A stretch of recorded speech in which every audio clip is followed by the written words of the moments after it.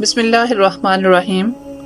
جس طرح رمضان المبارک کے مہینے کو دوسرے مہینوں پر فوقیت و فضیلت حاصل ہے، اسی طرح ماہ رمضان کا آخری عشرہ پہلے 2 عشروں کا سردار اور زیادہ فضیلت والا ہے۔ وہ مبارک رات جس کو قرآن کریم نے 1000 مہینوں سے بہتر فرمایا، اسی عشرہ میں آتی ہے۔ پھر ان ایام کی اہمیت اس لیے بھی اور زیادہ بڑھ جاتی ہے کہ یہ اس قیمتی اور مبارک مہینے کے آخری ایام ہیں۔ جو کچھ کوتاہی اب تک ہوئی، اس کے دور کرنے اور نیکیوں میں جو کمی رہ گئی ہے، اسے پورا کرنے کا یہی بہترین اور آخری موقع ہے۔ جبھی اس عشرے کو جہنم کی آگ سے خلاصی کا مہینہ کہا گیا۔ چنانچہ رسول اللہ صلی اللہ علیہ وسلم رمضان المبارک کے آخری 10 دنوں میں عبادت وغیرہ کا اہتمام بہت زیادہ فرمایا کرتے تھے اور دوسروں کو بھی اس کی ترغیب و تاکید کرتے۔ رسول اللہ صلی اللہ علیہ وسلم اس عشرہ میں اپنے معمول سے بہت زیادہ عبادت و مجاہدہ کیا کرتے تھے۔ آپ صلی اللہ علیہ وسلم اپنے گھر والوں یعنی ازواج مطہرات اور دوسرے مطلقین کو بھی ان راتوں میں جگاتے تھے۔ اس کی ایک حکمت یہ بھی ہے کہ رمضان کے آخری 10 دن وہ مبارک دن ہیں جس کی ایک شب قدر کی ہے۔ اس لیے آپ صلی اللہ علیہ وسلم پوری طرح اپنے آپ کو عبادت کی طرف راغب کر لیتے اور دوسروں کو بھی اس کی رغبت دلاتے تھے، اور جتنی محنت و مشقت اور کثرت عبادت ان دنوں میں کیا کرتے، دوسرے دنوں میں آپ صلی اللہ علیہ وسلم کا یہ معمول نہ ہوتا۔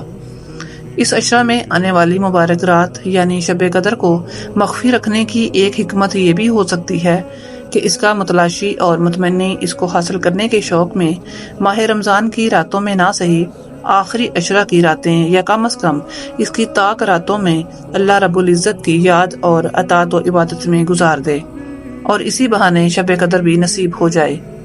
غالباً انہی مقاصد کے تحت رسول اللہ صلی اللہ علیہ وسلم سوائے 1 سال کے جس میں آپ صلی اللہ علیہ وسلم کو سفر پیش آیا تھا، ہر سال اعتکاف فرمایا کرتے تھے، جو اس بات کی طرف اشارہ ہے کہ آپ صلی اللہ علیہ وسلم کے اعتکاف کا مقصد عبادات کے علاوہ شب قدر کو تلاش کرنا بھی تھا۔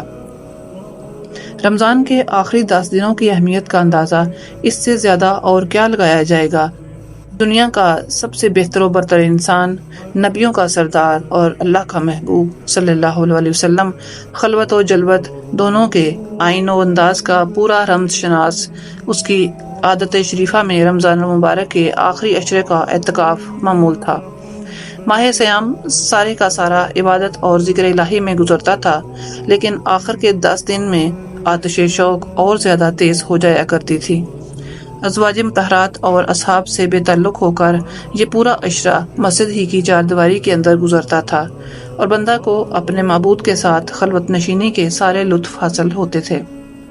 آج ہمیں غنیمت جان کر اس عشرے کے انوار و برکات کو زیادہ سے زیادہ دامن میں سمیٹنا چاہیے کہ اللہ جانے آئندہ یہ قیمتی ایام ہمیں میسر آئیں بھی یا نہیں۔ سال کی ساری راتوں میں رمضان المبارک کے ان 10 شب کو جو اہمیت اور فضیلت حاصل ہے، اس کا اندازہ حدیث سے بخوبی ہوتا ہے کہ انہی راتوں میں سے ایک رات وہ ہے جو کہ 1000 مہینوں سے بہتر ہے، اور جس میں کہ اس دنیا کی تمام کتابوں کی سردار کتاب تمام انسانوں میں سے سب سے افضل انسان پر نازل ہوئی۔